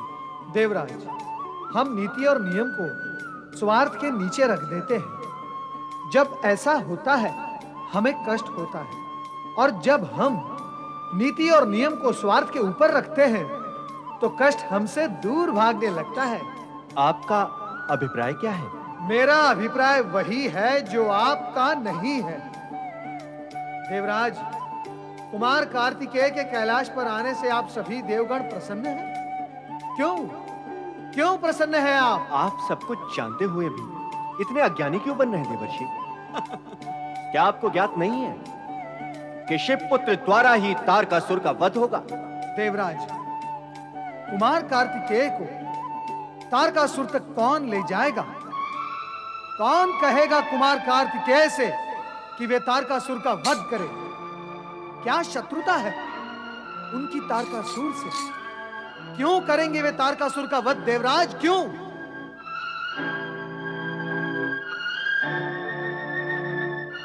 तो आप ही बताइए, अब हम क्या करें? नारायण नारायण। अब आप ही बताए देवगुरु कि देवराज को क्या करना होगा। नहीं देवऋषि, गूढ़ रहस्य व गूढ़ सत्य तो आप ही जानते हैं। बताएं देवर्षि, क्या करना होगा हमें? आपको भगवान शिव के सम्मुख जाकर कुमार कार्तिकेय से प्रार्थना करनी होगी कि वे आपके देव सेना के सेनापति बने। देवऋषि ने सही मार्गदर्शन दिया है। देवराज को कैलाश जाकर नियम व नीति का पालन करना होगा। मैं श्री हरि विष्णु को लेकर कैलाश जाऊंगा। समय कम है और कार्य अधिक एवं विकट, इसीलिए अधिक समय व्यतीत करना उचित नहीं होगा, अन्यथा तारकासुर की शक्ति बढ़ती ही जाएगी और फिर जो भावी को स्वीकार होगा वही होगा। नारायण नारायण। देवर्षि, मैं आपका संकेत समझ गया। मैं यथाशीघ्र श्री हरि विष्णु के पास पहुंच रहा हूं।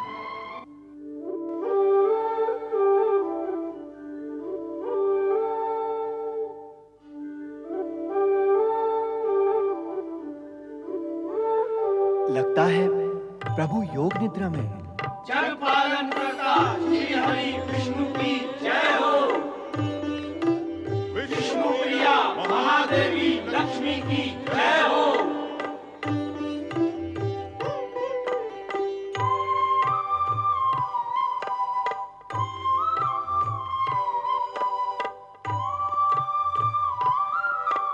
देवराजेंद्र, आप देवगण और गुरु बृहस्पति के साथ पधारे हैं।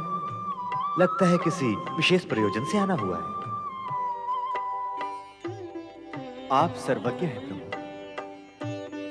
तारकासुर मर्यादा की सीमाएं तो पहले ही तोड़ चुका था, अब वो उद्दंडता की सीमाएं भी तोड़ रहा है। भगवान शिव के स्थल कैलाश तक पर आक्रमण करने का विचार करने लगा है। अब तो ब्रह्मदेव की चेतावनी की अवहेलना कर वह पुनः स्वर्ग पर आक्रमण करने की तैयारियां कर रहा है। वो त्रिलोक विजयी होना चाहता है प्रभु, इसका कोई उपाय करें। आप सभी निश्चिंत हो जाएं। तारकासुर का अंत अब समीप है। आप सभी को विदित होगा कि शिव पुत्र कार्तिकेय कैलाश पर पहुंच चुका है। हाँ भगवान, कुमार कार्तिकेय कैलाश पर तो पहुंच गए, परंतु उन्हें तारकासुर के सम्मुख भी तो पहुंचाना होगा। इसके लिए कुमार कार्तिकेय को देवसेना का सेनापति बनाना होगा। क्या वे इस कार्य के लिए तैयार होंगे? इससे पूर्व शिव पार्वती की आज्ञा लेनी होगी। आप सभी कैलाश जाकर शिव पार्वती से प्रार्थना करें कि वे आपको अनुमति दे सकें, ताकि आप कार्तिकेय को सेनापति पद पर सुशोभित कर सकें। क्या भोलेनाथ और माता पार्वती हमारी प्रार्थना स्वीकार करेंगे? हमें अनुमति प्रदान करेंगे? ना करने का क्या कारण हो सकता है?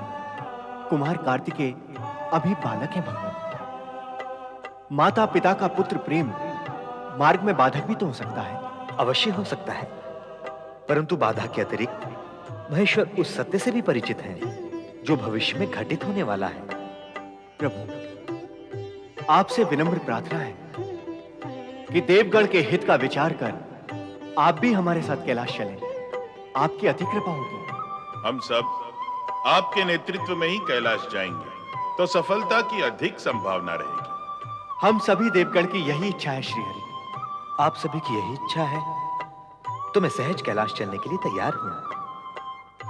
वर्षों पश्चात शिव पार्वती का अपने पुत्र से मिलन हुआ है। वे अपने पुत्र के प्रेम में निमग्न होंगे। अब ऐसे में उनसे उनके पुत्र को सेनापति बनाकर युद्ध में भेजने व तारकासुर का वध करने के लिए कहना तर्क संगत तो नहीं लगता, परंतु समय की आवश्यकता के अनुसार यह ठीक भी है। चलो चलें कैलाश। हर हर महादेव, हर हर महादेव।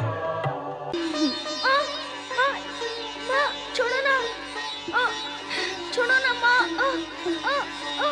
नहीं पुत्र नहीं, आज मैं तुम्हें अपने से अलग नहीं होने दूंगी। पर मैं अलग होने के लिए नहीं छूटना चाहता, पर मैं दब रहा हूँ माँ। देवी ऐसा ही करती थी, तुम्हारी ही भांति ऐसे जोर से दबाती थी और फिर ऐसे ही गाल पर चपत मारती थी। चूमती भी ऐसे ही थी। अच्छा अच्छा, मैं समझ गई।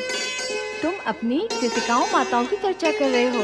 हाँ माँ, बार बार उनसे मिलने की इच्छा होती है। मुझसे मिलने के बाद भी उनसे मिलने की इच्छा होती है? क्या मैं उनसे कम प्यार करती हूँ?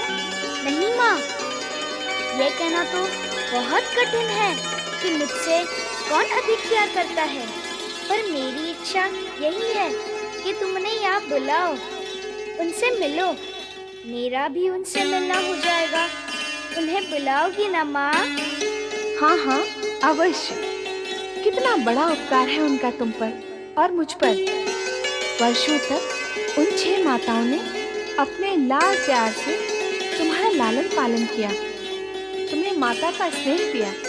उन्हें न मैं भुला सकती हूँ न तुम। मैं तुम्हारे पिता से कहूँगी कि वे उन्हें यहाँ आमंत्रित करें ताकि तुम उनके और वे तुम्हारे साथ कुछ समय साथ रह सकें। जय शिव शंकर, जय भोलेनाथ, हर हर महादेव।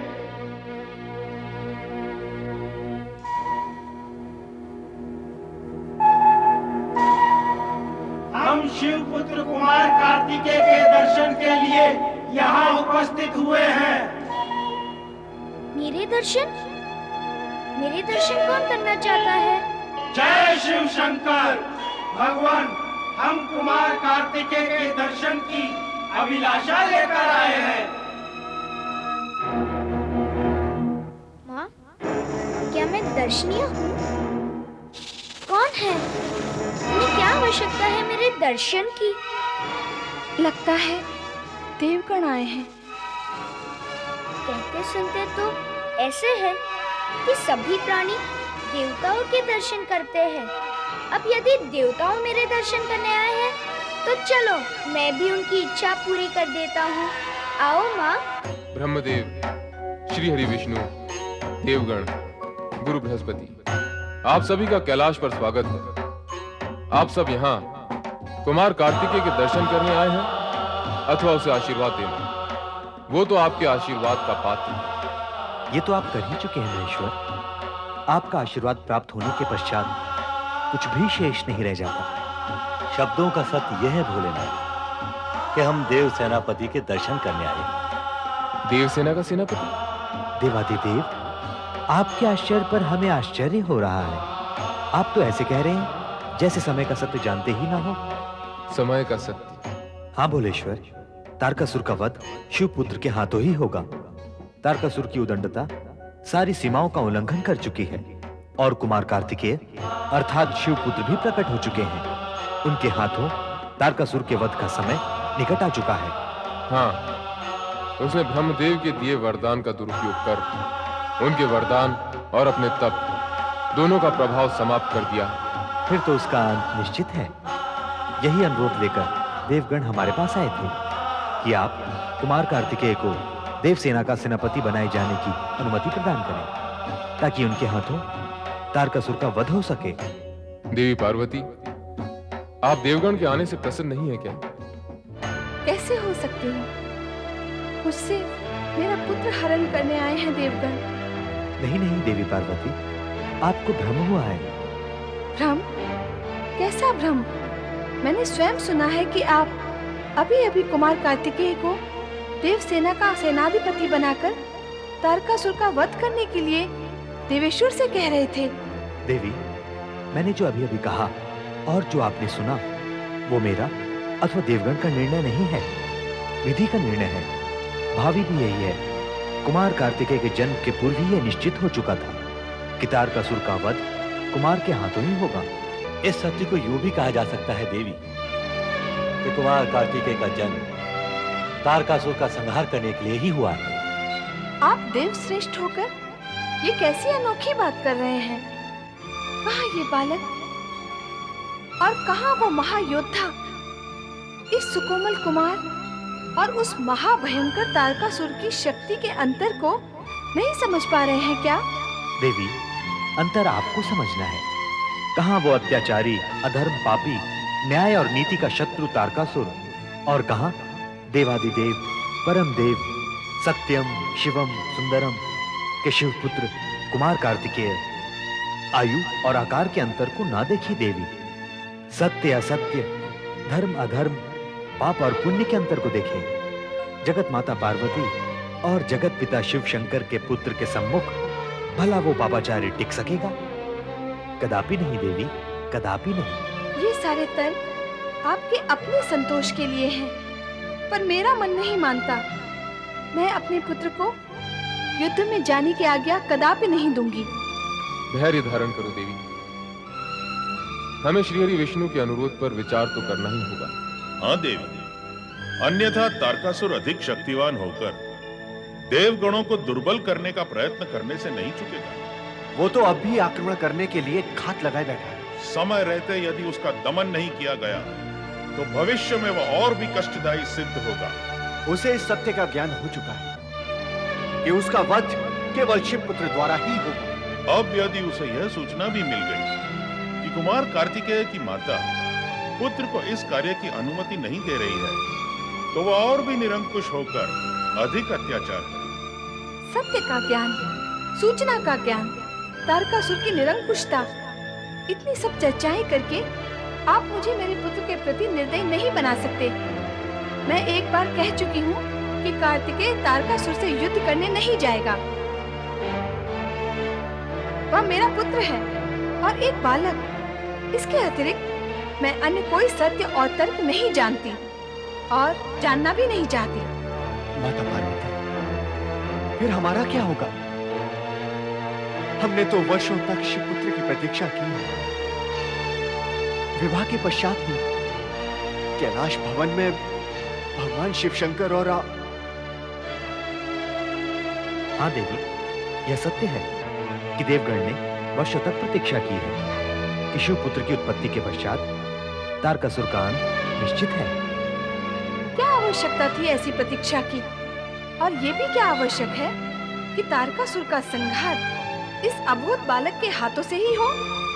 आप हैं, ब्रह्मा जी हैं, देवराज हैं, शिव शंकर और अन्य अनेक शक्तिशाली देवगण हैं जो एक ही पल और एक ही प्रहार में तारकासुर को समाप्त कर सकते हैं। फिर कुमार कार्तिकेय के लिए ही इतना हठ क्यों? इसका भी कारण है माता पार्वती। मैं भी तो सुनूं, क्या है वो कारण? ब्रह्मदेव ने तारकासुर को सर्वशक्तिमान होने का वरदान दिया था। सर्वशक्तिमान होने का वरदान दे दिया? उस राक्षस को, उस तारकासुर को, जो न्याय, नीति, धर्म, कर्म, चरित्र और शालीनता के विषय में कुछ नहीं जानता, जिसके जीवन का ध्येय स्वर्ग के सिंहासन पर बैठकर विलास, विनोद और अपने पद व अधिकार का दुरुपयोग करना ही है, जो लोक सेवा के विषय में करना तो क्या, कुछ सोचने की क्षमता और शक्ति नहीं रखता, उसे सर्वशक्तिमान होने का वरदान दे दिया। आप त्रिदेव ऐसा करते क्यों हैं? कुपात्र को वह क्यों दे देते हैं जिसके वह योग्य ही नहीं होता? और जब दुष्परिणाम सामने आते हैं तो इधर उधर भागते फिरते हैं। भूल यदि आपसे हुई है तो उसका भुगतान वह क्यों करे जो इस भूल के विषय में कुछ जानता ही नहीं? देवी, देवराज जो कारण बता रहे थे वे अभी पूर्ण नहीं हुए। अर्थात अन्य कारण भी शेष हैं। बताइए देवराज, अन्य वे क्या कारण हैं जिसके कारण आप सभी देवगण को ऐसा अनुरोध करना पड़ रहा है जो मेरे लिए मातृत्व की परीक्षा बनता जा रहा है? नहीं माता पार्वती, हम आपकी परीक्षा लेने की धृष्टता नहीं कर सकते। मैं तो केवल आपसे निवेदन कर रहा था कि ब्रह्मदेव ने तारकासुर को सर्वशक्तिमान होने का वरदान अवश्य दिया था, किंतु उसकी पाशविकता पर एक अंकुश भी रख दिया था, यह कहकर कि उसकी मृत्यु शिवपुत्र के हाथों ही होगी। हाँ देवी पार्वती, यदि ब्रह्मदेव वरदान देने के पश्चात तारकासुर के साथ शब्दबद्ध एवं प्रतिबद्ध न हो गए होते तो मेरा सुदर्शन अथवा महेश्वर का त्रिशूल कब की उसकी यह लीला समाप्त कर चुका होता। वैसे भी असुरों को मारने के लिए देवपुत्रों को बालपन से ही तत्पर रहने का अभ्यास करना होगा। हाँ, इतने समय से मैं यही सुनना चाह रहा था। सभी मुझे बालक समझते हैं, माँ तो स्नेहवश अधिक ही मुझे बालक समझती है। ये सच है कि मैं बालक हूँ, पर पुत्र किसका हूँ? असीम शक्तिवान पिता और परम शक्तिशालिनी माता का पुत्र हूँ। ऐसे पुत्र को तो उस असुर का वध करना चाहिए जो निर्दोष प्राणियों को कष्ट देता है। कुमार कार्तिकेय की जय! कुमार कार्तिकेय की जय! कुमार कार्तिकेय की जय! माँ, अब तो मेरी जयकार भी हो गई है। मुझे युद्ध में जाने की अनुमति दो ना माँ। पिताश्री, माँ से कहे ना कि मुझे आज्ञा दे। माँ। नहीं पुत्र, नहीं, मेरा मन नहीं मानता। शक्तिशालिनी माता तो अपने पुत्र को भी शक्तिशाली बनाती है और तुम तो मुझे दुर्बल बना रही हो। कार्तिकेय, तू समझता क्यों नहीं है पुत्र? माँ, यह कार्य तो तुम ही कर लो ना।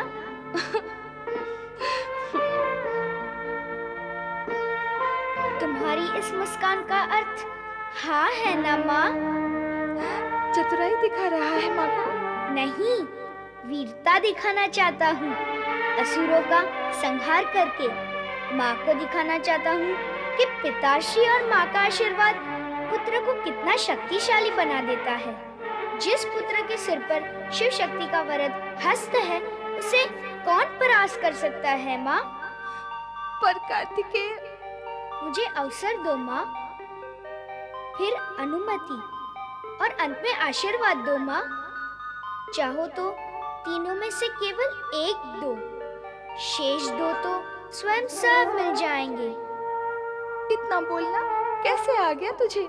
क्या नहीं आएगा? ज्ञानी, ध्यानी, दिव्यानी माता पिता का पुत्र हूँ मैं।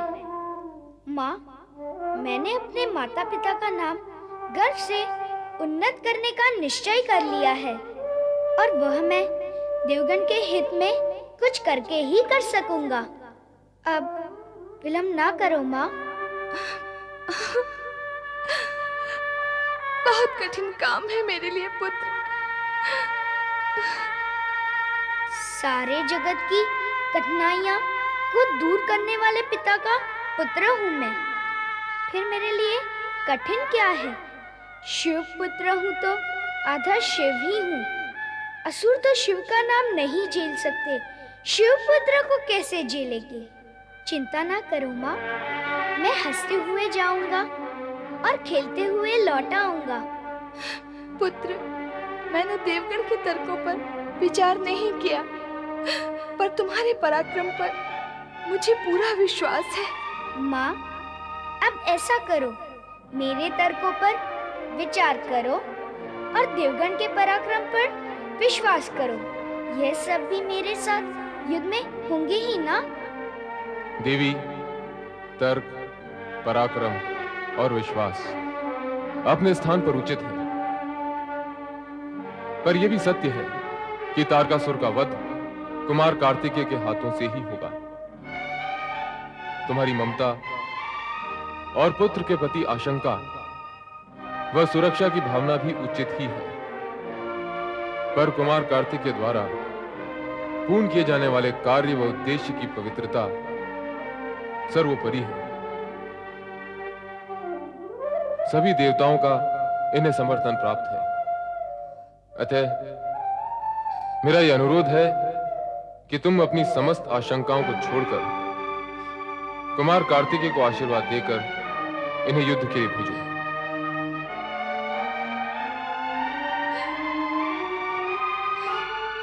जगत के कल्याण के लिए पिताश्री का अनुरोध मानकर मुझे आज्ञा दो ना माँ। विजयी ओम भद्रां कारणे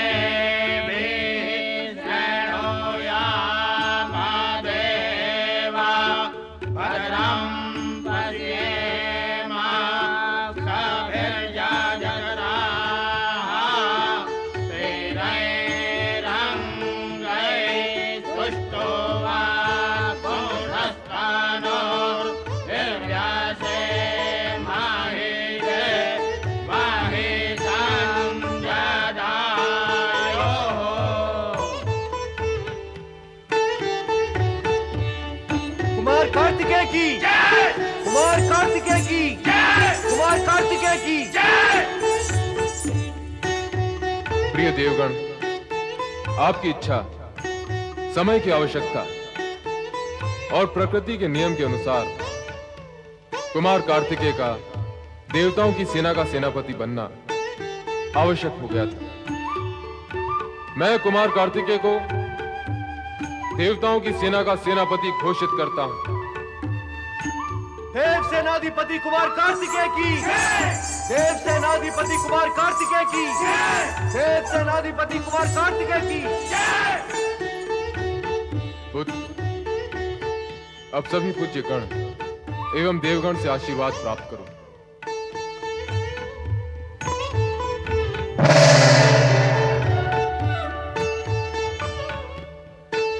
तारकासुर के वध में ये तुम्हारी सहायता करेगा।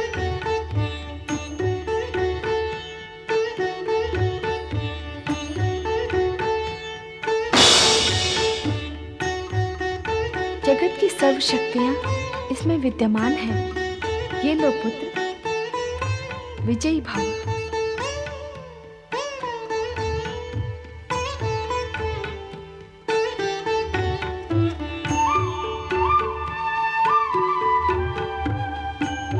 परमपिता ब्रह्मा जी, मुझे आशीर्वाद दो कि मैं अपने उद्देश्य में सफल हूँ।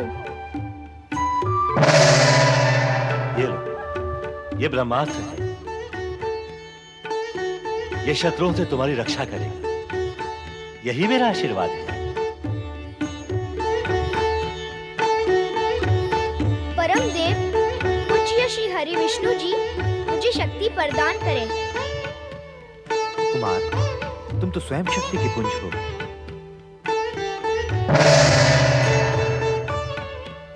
लो ये विजय माला, ये तुम्हारी विजय का प्रतीक बनेगी। और वो देखो मयूर, वो तुम्हारा वाहन बनेगा। देवराज इंद्र को प्रणाम। कुमार, ये लो धनुष बाण। ये दुष्ट तारकासुर को मारने में तुम्हारी सहायता करेंगे।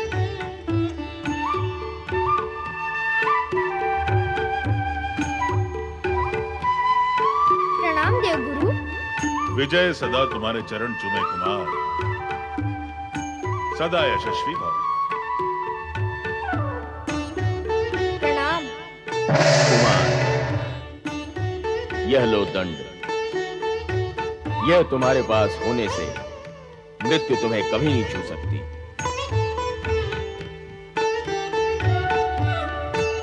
महेश्वर, शुभ मुहूर्त का समय निकट आ गया है। कुमार कार्तिकेय को प्रस्थान करने की आज्ञा प्रदान करें। कुमार, प्रस्थान करो पुत्र। संग्राम! जाओ, शिवपुत्र, कुमार कार्तिकेय, देवसेना का सेनापति हम पर आक्रमण करेगा। हम पर, असुर सम्राट पर, महाबली पर। ये शिवपुत्र, हाँ महाबली, शिवपुत्र। हमारा काल शिवपुत्र।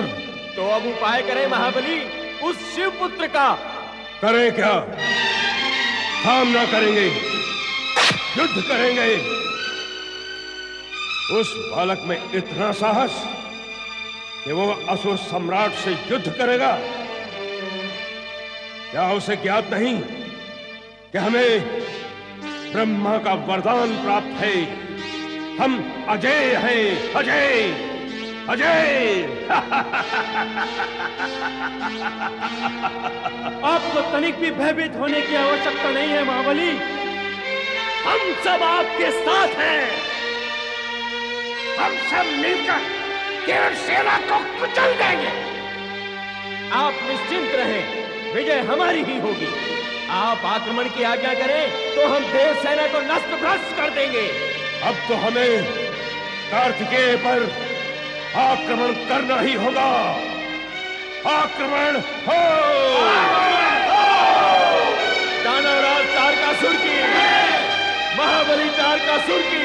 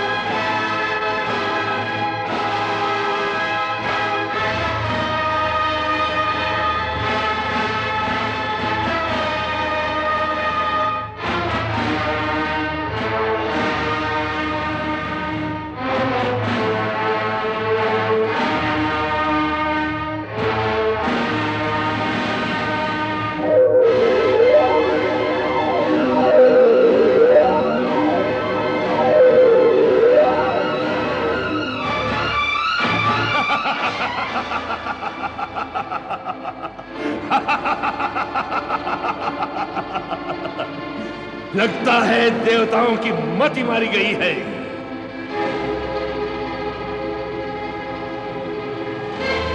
दुधमुहे बालक को सेनापति बनाकर हमारे सामने ले आए हैं।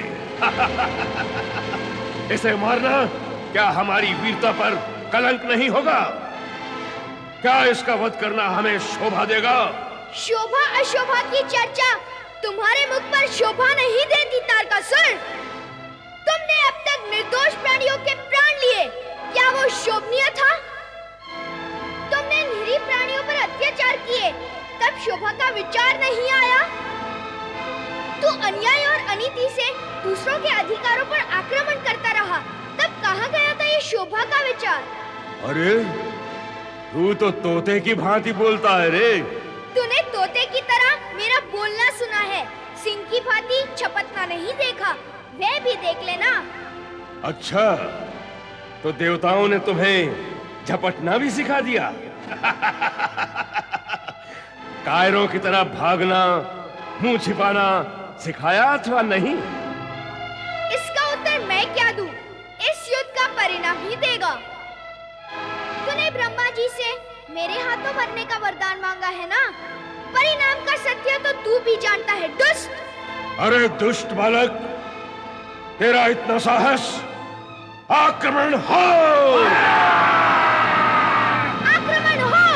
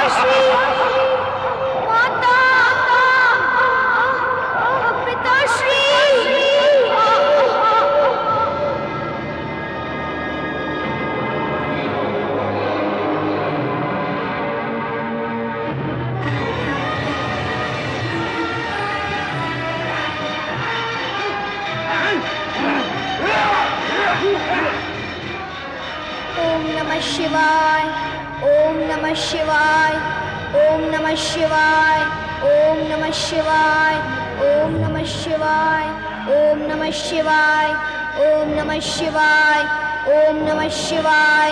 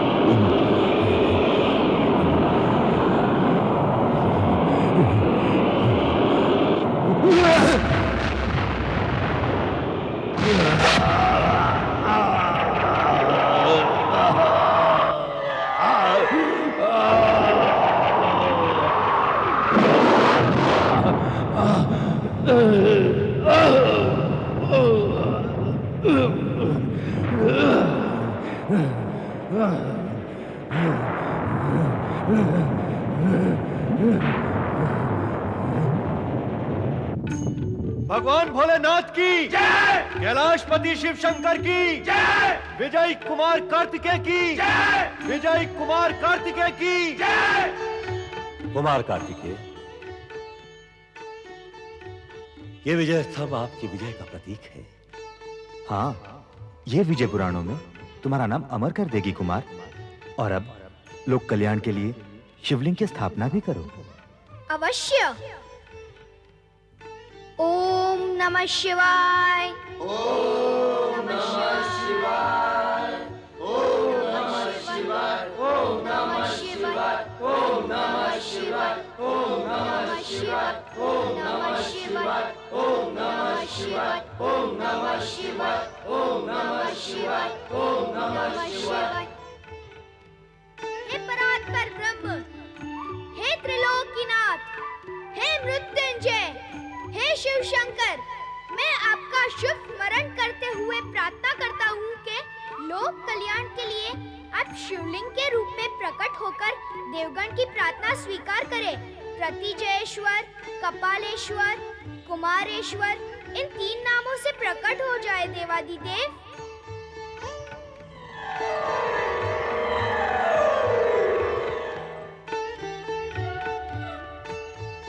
प्रतिजेश्वर,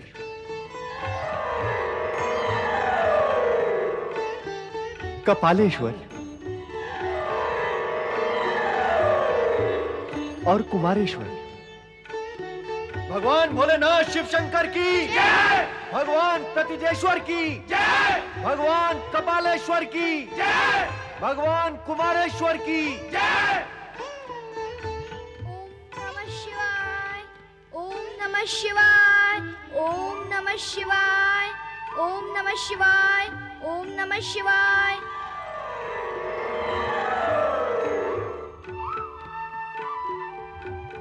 भगवान स्तंभेश्वर शिवलिंग की जय, भगवान स्तंभेश्वर शिवलिंग की जय।